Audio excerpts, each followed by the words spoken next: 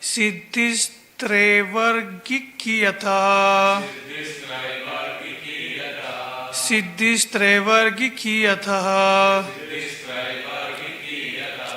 Esa teham vidhasyami. Priyam viru yadichasi. Tasya kamam nakha kuryat. Siddhistraivargikiyatha.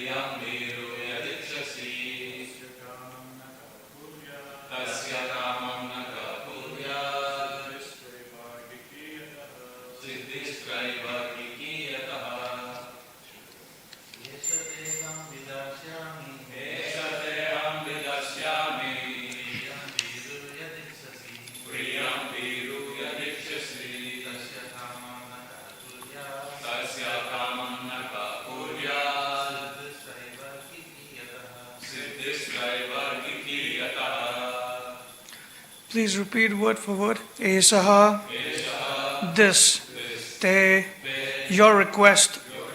Aham, I, vidyasyami, shall execute. Priyam, very dear. Viru, O afflicted one.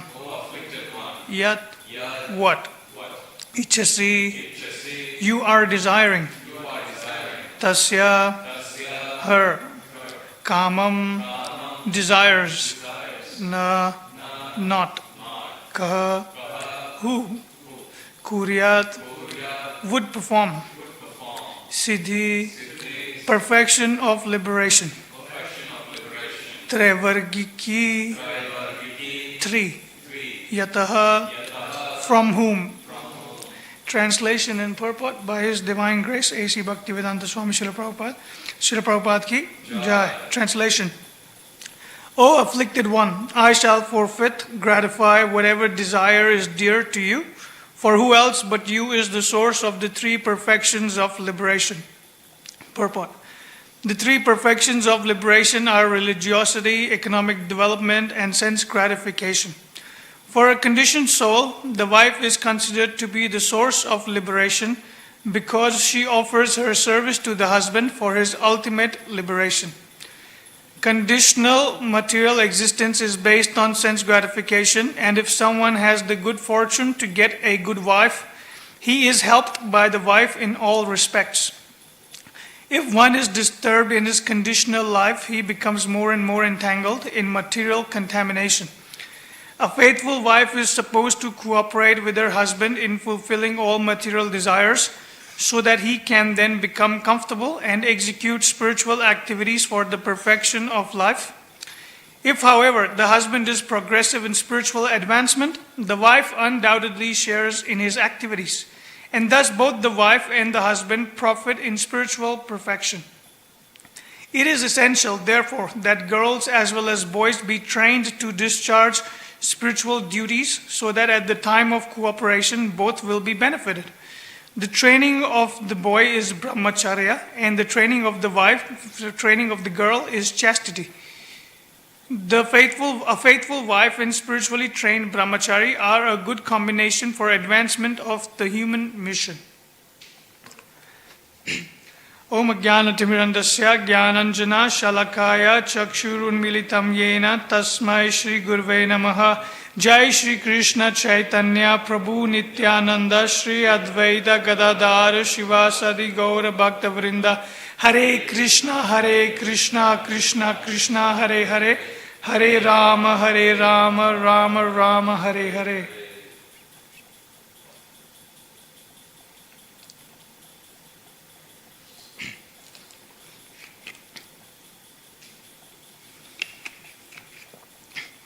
Hare Krishna.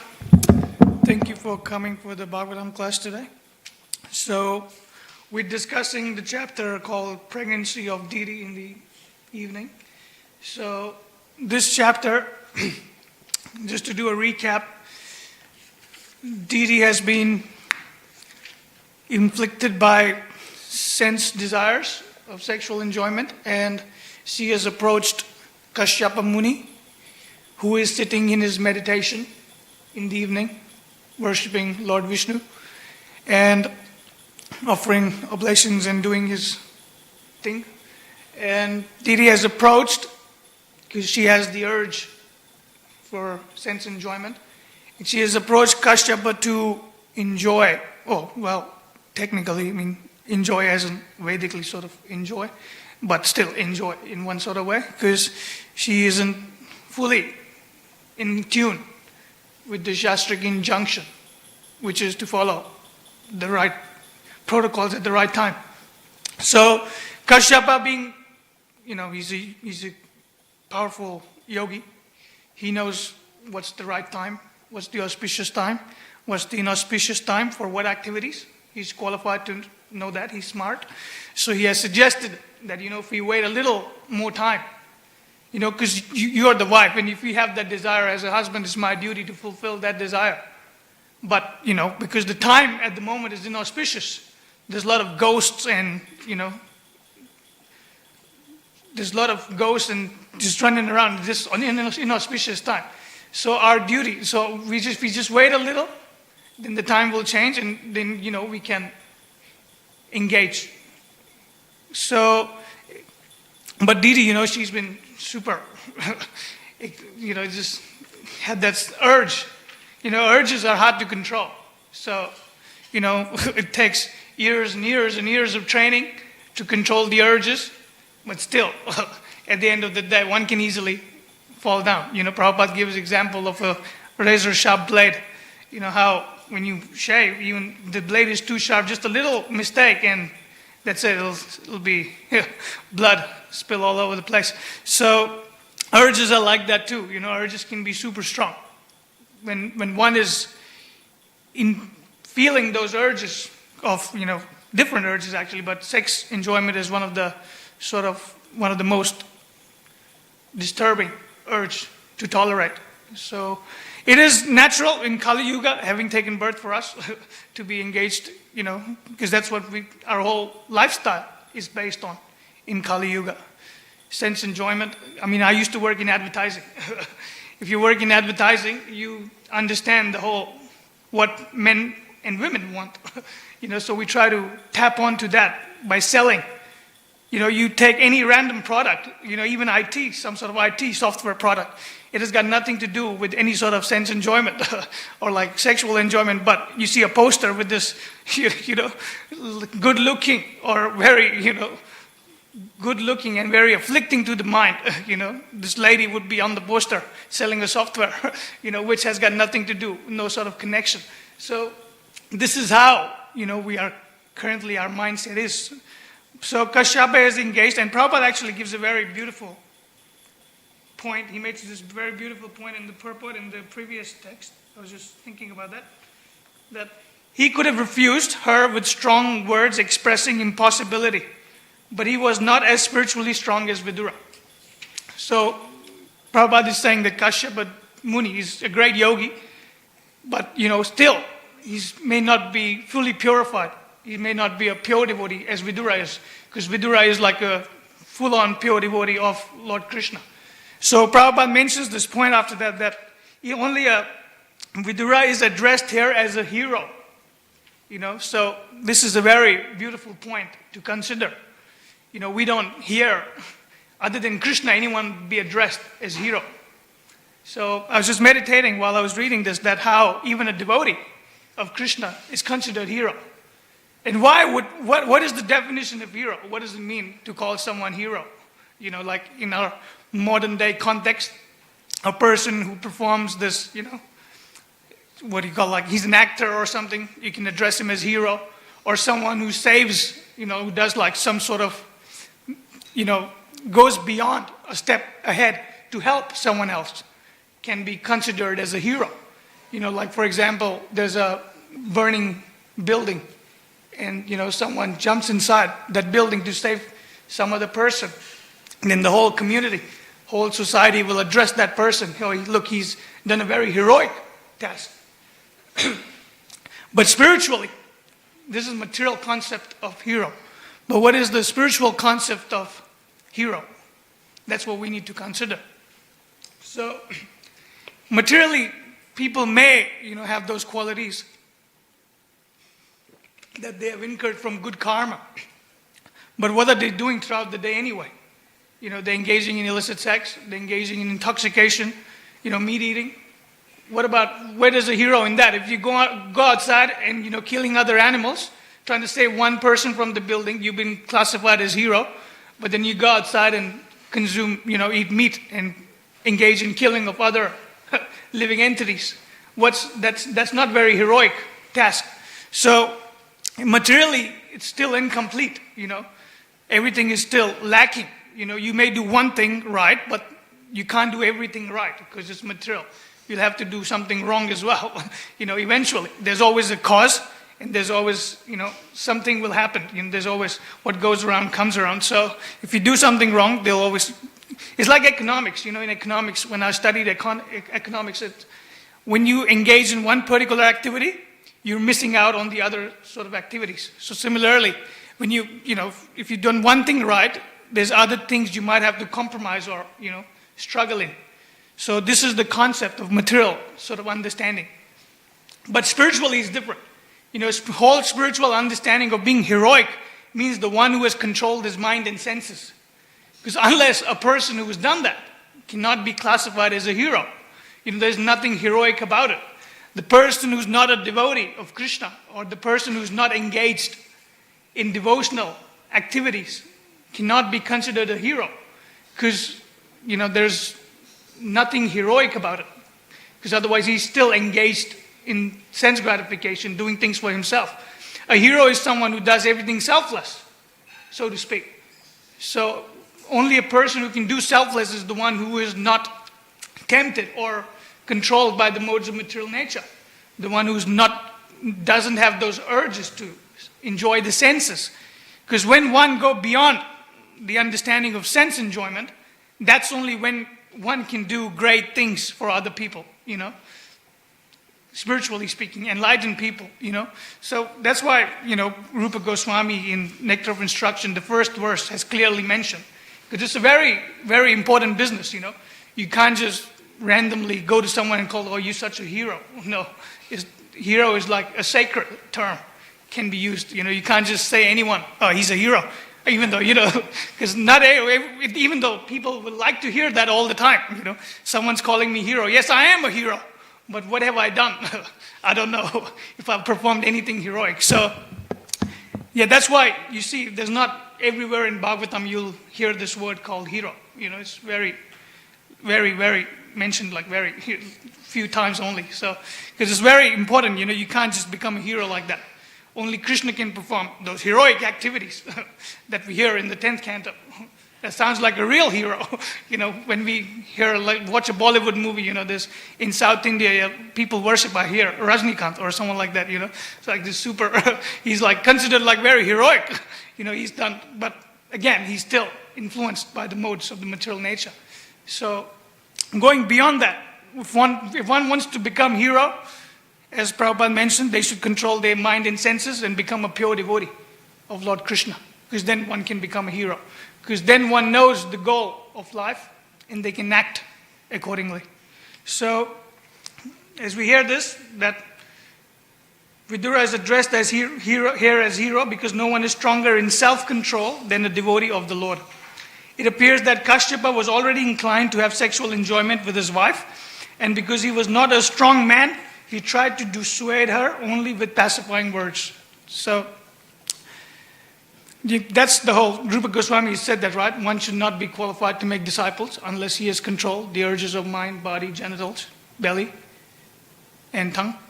So that's the whole summary that we get in Kali Yuga. So, because, if we go to India or somewhere, around 70s and 80s, we hear that a lot. Is that, so many gurus and so-called swamis and gurus were coming to the West, without having proper knowledge, proper guidance.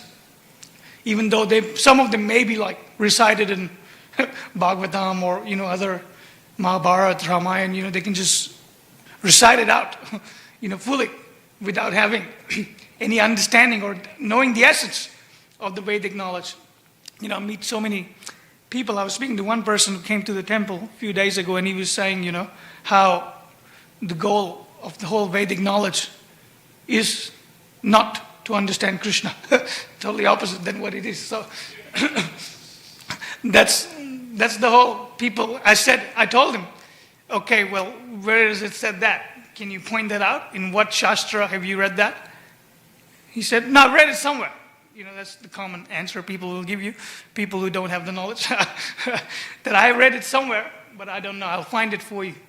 And say, don't quote it unless you can find it. So do that first. Because everywhere in Bhagavatam, I was reading Chaitanya Bhagavat, and there's this beautiful pastime where Lord Chaitanya, after having taken initiation in Gaya from Ishvara Puri, when he was transcendentally, because he was a scholar before that pastime, until before that pastime, he was performing his scholarly activities, his scholarly pastimes of, being a very learned scholar. And everyone around him was terrified, We hear the pastime of Digvijay. There's this Digvijay Brahmana. He's like, he's got the benediction from goddess Lakshmi, to speak. So he doesn't have to think what the Shastras are. He already just comes automatically out of his mouth because he's been given benediction by Lakshmi Devi. So he doesn't have to, go through, spend years and years of understanding, because understanding comes automatically because he's been blessed by Lakshmi Devi. But because, still Krishna is great at everything and Lord Chaitanya is non-different from Krishna. So when he sits next to, Nimai Pandit at that time, and Nimai Pandit is, conducting his class at the bank of Ganges, and Digvijay Pandit comes and attends the class, and, he says, I think it was Digvijay Pandit who was conducting his class, and Nimai Pandit was there. But I can't remember either one of the situations. Does anyone know? Yeah, he was. Sorry.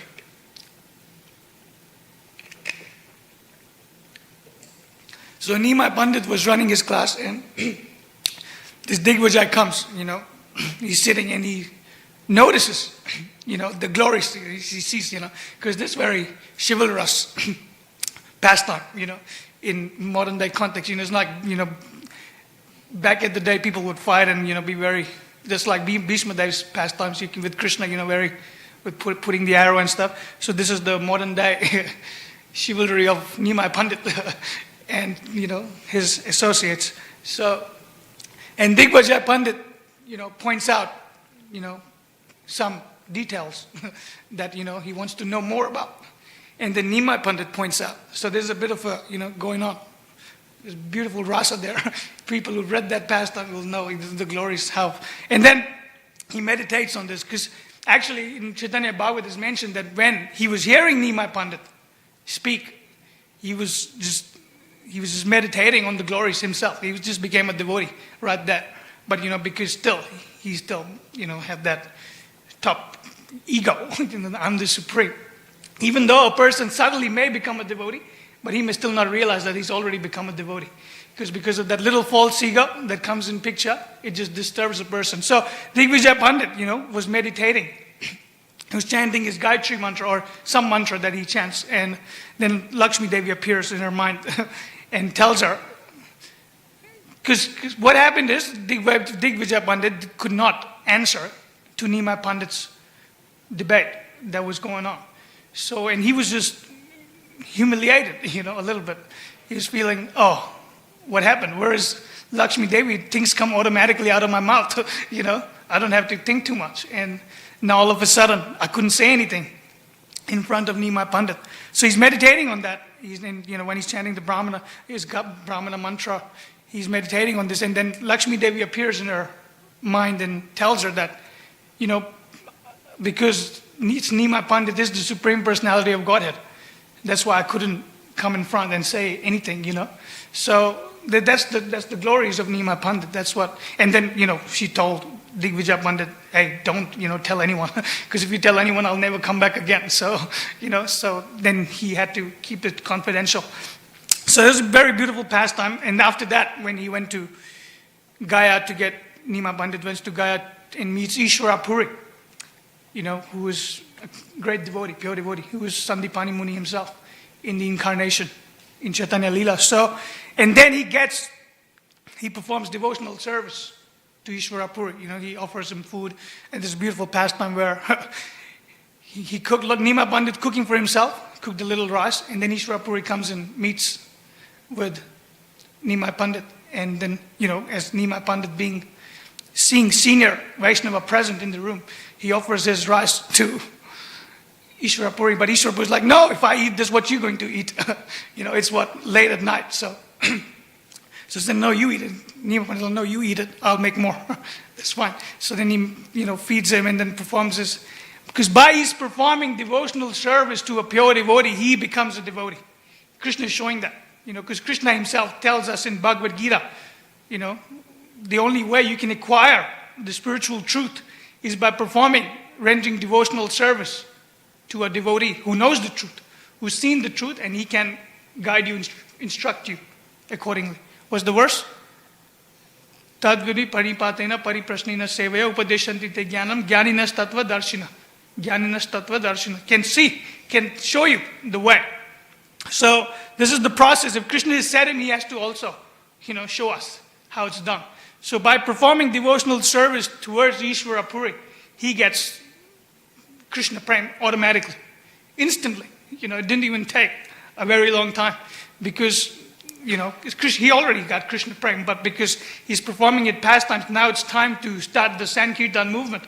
So he gets, just full-blown Krishna Prem without any, contamination, just like instantly it comes. So, sometimes people may wonder, if that's possible, why doesn't it happen to me? I've been performing devotional service to so many Vaishnavas for a very long time. How come I am not getting Krishna Prem instantly? Because, we're not doing it out of the right mindset. Because when Lord Chaitanya served Ishwara Puri, there was nothing else on his mind than serving a Vaishnava. There was no personal motivations, I have to do it because he's a senior devotee. There's nothing like that. He knew he was a senior devotee. He was fully convinced. Because when we do that, when we perform activities with sincerity, that's when we are qualified to receive the mercy of Lord Chaitanya. Otherwise, very difficult.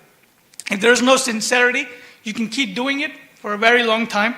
Eventually, at some point, by the mercy will come, and then you will be able to qualify yourself to receive Krishna Prem. So, as we said, that's why we try to engage constantly in serving other Vaishnavas, because that's the whole philosophy we are in.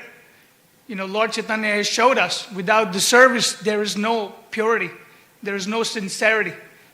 Initially, there may be no sincerity, there may be no desire or interest, because that's not how we are raised in Kali Yuga, to serve other people, because everything is centered around our own sense gratification, our own material motivations. So it can be difficult, for a person to think like that, in a service sort of attitude, so to speak. So that's what, because we have spent, 20 years, before we become, or most of us, when we come to Krishna conscious, we're 20, 21, maybe 18 if we're lucky, 23, 24. So like early 20s, mostly when we come, or could be later.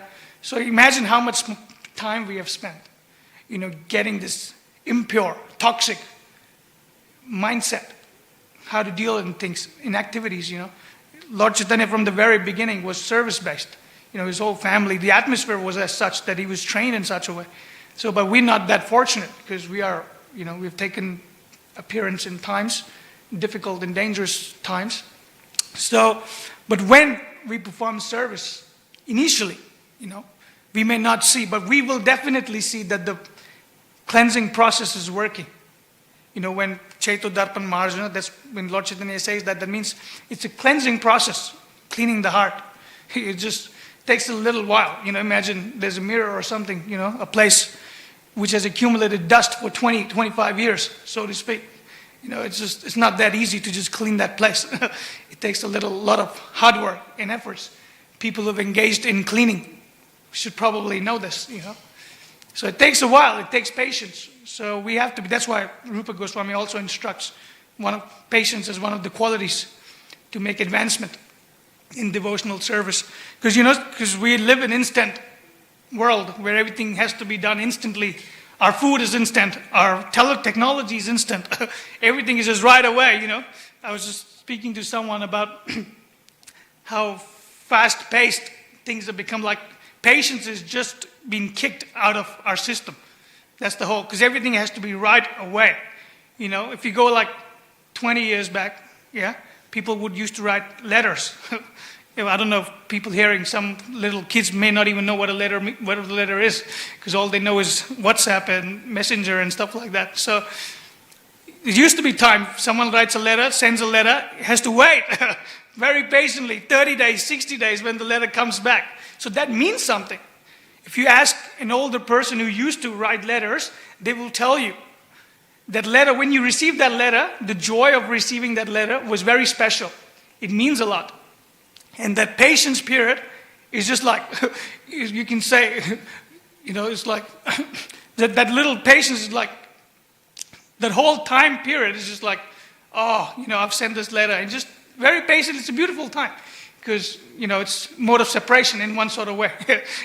For 2 months I haven't, I don't know what the outcome will be. So, but when the letter receives, and he receives the letter, and now if you see in today's time, we started with, receiving instant messages on WhatsApp in early 2000s.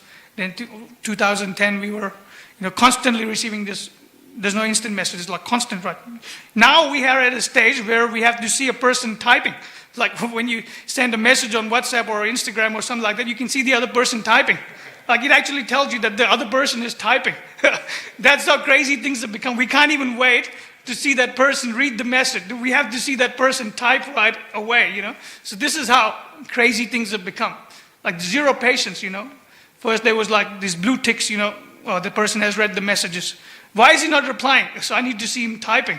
So that's an interesting point I found recently, I noted. So this is how crazy the society has become.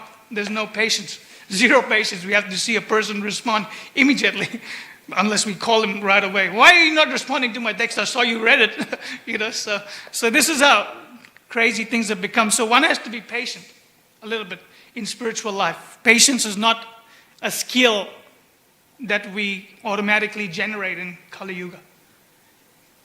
So patience only comes in time. Well, that's what patience means, to wait, and things will come in time. So one has to be a little patient. One may not be able to see the result instantly, but that doesn't mean that the process is not working. When we chant Hare Krishna, we may not necessarily chant Hare Krishna with attention right away. It takes, may take as much as long as it is needed to purify. But that doesn't mean there's fault in the process. One should see as a fault in a person's attention in chanting Hare Krishna. That I am not able to chant Hare Krishna properly because I am inflicted by the modes of material nature. I don't have that sincerity. I lack that attention, to be able to chant the Hare Krishna mantra. That's why there's no difficult things that are recommended in the Shastra to perform in Kali Yuga. Imagine you're in India, it's 50 degrees and you're performing yagyas and you just focused on constantly, I shouldn't be sweating because I'm performing a yagya, but that's all I'm doing, So your mind is already distracted. Forget about performing a yagya with sincerity. So things, in Kali Yuga doesn't seem that practical. When you sit in a yagya, a lot of people when they sit in a yagya, they just space out in a different realm, realm to realm. So, the pujaris are chanting the mantras and doing his thing. He probably doesn't even know what he's saying most of the time. So, that's Kali Yuga, so that's why this process is not recommended. The only easy process, a simple process, if you tell this process to someone in Satya Yuga, he would be very happy. He said you can receive the highest goal just by chanting the Hare Krishna mantra. That seems too easy. For them it was too easy, back at the day. But in Kali Yuga, that's all we can do. That seems practical, We we don't have that many cows or horses or animals to perform the yagyas, So, easy process, very simple, chanting Hare Krishna. But still, yet difficult. Easy yet difficult. It's amazing. So, we should try and engage our mind and senses in chanting the Hare Krishna process, following the protocols that's recommended by Acharya, Srila Prabhupada. He's already, brushed away all the hard things. That was, initially, we remember, right, when Prabhupada came to the West, when he introduced, he wanted everyone to chant 64 rounds. And everyone was struggling, so we can't do 64 rounds. Then Prabhupada, slowly, 48. 48 can do, 32, or 32, can't do 32, Then Prabhupada just settled on 16, So, by the mercy of a Vaishnava, we have been received, The process is already very simplified, so to speak, for us. So, we should try and engage till as much with sincerity as much as we can. So it may not come right away, but it will come. That's guaranteed. Prabhupada guarantees that. If you follow what I've given to you sincerely, you will go back to Godhead. May take a while, but you will go back. That's guaranteed. And it's not material thing. So everything about chanting Hare Krishna is spiritual. So you will continue where you left off. You chant it even once, that's when we hear the glories of Ajamil and, these pastimes. Just by chanting once, so much could have been he received. There are people fighting to protect them. Vishnu Dutas are fighting to protect them. Who does that? Where do you hear that? Vishnu Dutas fighting with Yamadutas and trying to protect a person who's only performed sinful activities throughout his life, but only once chanted Hare Krishna with purity. Yet, still thinking of something else, someone else. But still, he gets great result, So this is the glories of the holy name. Because holy name is completely transcendental. Once chanted with purity.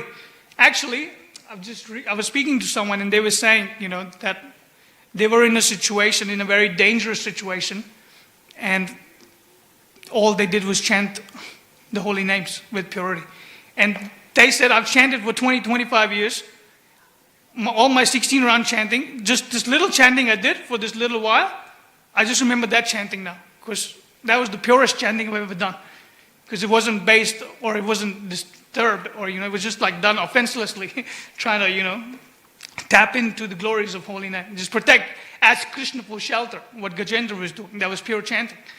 Just ask Krishna in pain and suffering, just chant Krishna's name and call out to Krishna for protection. So, how did we get here? Chanting, discussing. Well, we'll go back to Nimai's pastime, which we were originally supposed to discuss, which I started. So we'll discuss about that. So, after doing that, when he was in Gaya, after getting initiation from Ishwarapuri, he came back, as a full-blown devotee of Lord Krishna. He was feeling all the transcendental ecstasies and symptoms that a pure devotee needs to feel.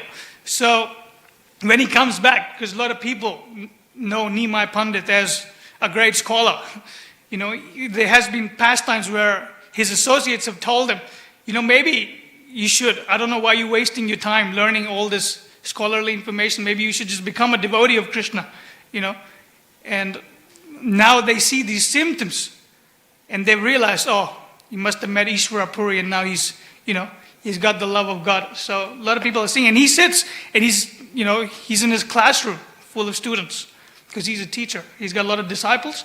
So, and he's sitting, Lord Chaitanya is sitting there, and he just goes in ecstasy.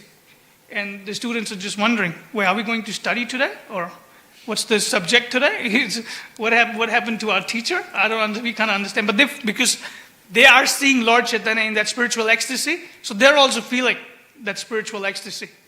I remember when, when I've seen some devotees, I will not mention name, but I've seen devotees, they were giving Bhagavatam class and they went in trance.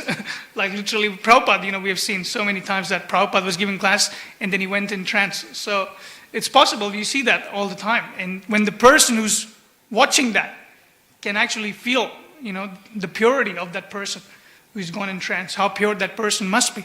And Lord Chaitanya, then he starts speaking, he comes out of trance, and then he starts instructing the glories of Krishna's lotus feet to the class, who were supposed to become scholars in the Shastra. Now they're hearing about the glories of Krishna's lotus feet. So all of a sudden they're like, wait, what? Where did that come from? So now they're just like, because it's coming from Lord Chaitanya, describing the glories of his own lotus feet. So everyone's just like, oh, this is amazing. They're just like constantly focused and they all become pure devotees just by the mercy, just by hearing Krishna's glories. So that's what we should do. We should try to hear as much as we can Krishna's glories, because that's the ultimate solution to clean the mind and the heart. So we should try and engage as much as possible. And because there's a beautiful point that I was reading, is good analogy that Lord Chaitanya gave to the students. He said, you can learn all this Shastra, all Vedic knowledge, and you can spend hours and hours and hours reciting, learning the Sanskrit mantras, the shlokas. But if you haven't understood the essence, then he gives this analogy called, one is just like a cleaner's donkey. A cleaner's like when a cleaner, a washerman's donkey. That's what he says. So like a washerman, he has a donkey where he puts all his load of clothes and maybe detergent powder or whatever, just load up everything on the donkey, and now it's so heavy, this big pile of weight. There's a lot of weight that one has put, but at the end of the day, it's still a donkey. So Lord Chaitanya is giving that example that one's like a fisherman donkey. You can get all this hard work and knowledge and information, but if you're not a devotee, you're still at the end of the day a donkey with all this heavy duty load on your head, in your mind. So, what's the point of that? One should not be a donkey, So one should just try to learn the essence with sincerity, which is to develop love and devotion towards Lord Krishna. So I'll stop here. If there's any questions, comments, corrections.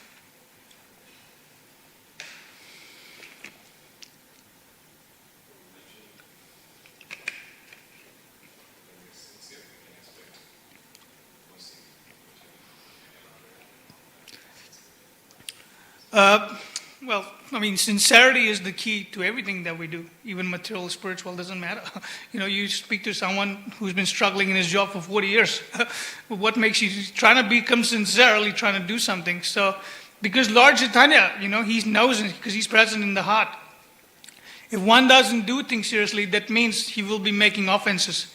That's what I read. Because if you're not sincere and there's still, so much impurities in the heart, without sincerity, you'll end up making a lot of offenses. And those offenses will cultivate not pure chanting.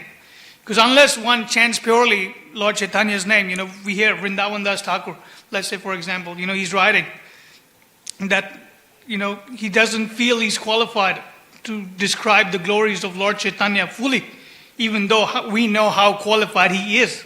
He thinks that, he said that Vyasadeva will describe at the end of Kali Yuga, so I'm not going to describe. Only Vyasadeva is qualified. That's sincerity, You see the sincerity? Because one is not moved. He's like, I'm already writing this massive book, A little more massive is fine, as long as I can, keep going. But he knows, that he feels that he's not sincere enough to do this service. Even though, others, he's doing this great service, and everyone knows how great he is, but he still doesn't feel he's great. That is what sincerity is. That's how you get attracted. You attract the mercy of Lord Chaitanya, Because Lord Chaitanya sees how sincere a person is. He knows, And most of us will know how sincere a person is. Although we may, one may act in a very sincere manner, but does that mean he is sincere? We can't tell. So I remember Naveen and Radha Prabhu once said in a class that we can never ascertain other people's motivation We can only ascertain our own motivation. That's all we can do. We can't see what's in the heart of other people. That's only Krishna can do that. We can't do. I can't see what's in this person's heart or this Prabhu's heart. Why is he doing that in this way? No, we shouldn't waste our time in doing that anyway. We should just focus on our own impurities and try to brush those away and cultivate sincerity. Because when sincerity comes, Lord Chaitanya's mercy will come. It may come before that as well, if Lord Chaitanya wants. So he can do whatever he wants. But in general cases, it will come when one cultivates. I'm sure you can add more information to that. That's something that just comes on top of the end. Yes, bro? Yeah.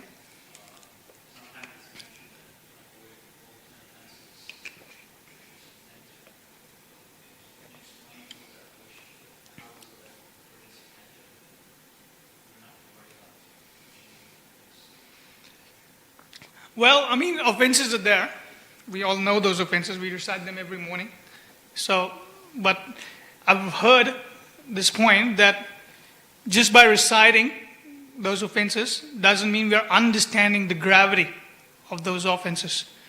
So what I'm trying to say is, let's say, we recite something. Like, for example, when I was in high school, I would recite the whole book. If I forget one word, then I forget the whole book. Because it's just done like a parrot. A parrot doesn't understand what that particular thing means. It's just like if you try to recite things or learn things, just like I was giving an example of this donkey thing. If you recite the whole thing, if you go to Vrindavan or the spiritual holy places where there'll be like brahmanas who can recite the whole Mahabharata, whole Ramayana fluently. And some people may think, oh, how pure he is. Like for example, there might be some kirtan singers, who will perform these great ecstatic kirtans, and people who don't have the knowledge will see, oh, look how wonderful he is. He's a great devotee. He's an amazing devotee.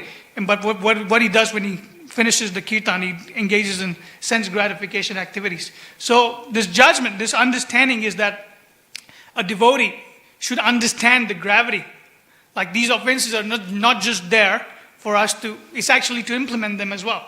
To follow them, to understand them. Like when we chant Hare Krishna, before that that's what we do. In the morning, the whole point of reciting the 10 offenses in the morning is to remind us, the only way to chant Hare Krishna is to, when we avoid these activities or, try not to make offenses, that's only when we can chant with purity. So, is that what you were trying to, get at? Or is there some other point you were trying to make with that? Yeah. Yeah. Yeah, offenses will be curbed in time anyway, because, there's different stages of chanting, as we know. So, yeah, it makes sense, right? Just focus on chanting Hare Krishna, like that's the goal in hand. If you're chanting Hare Krishna and thinking about, oh, I'm going to be making offenses, then you're not chanting. That's offense. While thinking of offense, while chanting Hare Krishna, you're making offense. So, so just focus on chanting. Just don't worry about offenses. Will come in time. Will go away. It'll clarify as soon as you, in the association of devotees, when you're reading, getting the knowledge, while chanting Hare Krishna, and that's the point that helps. That's how you receive the mercy. If you're sincere, and you're constantly making offenses still, but if you're sincere and still chanting, you want to chant, then Lord Chaitanya will sort of always help, trying to help you get free of these offenses eventually. So it takes time. So just be patient and sincerely chant Hare Krishna, Krishna Krishna, Hare Hare, Hare Rama, Rama Rama, Hare Hare. Anything else? All right, we'll finish here. Thank you. Grantraj Srimad Bhagavatam ki jai, Srila Prabhupada ki jai, Nitai Gaura Premanandi.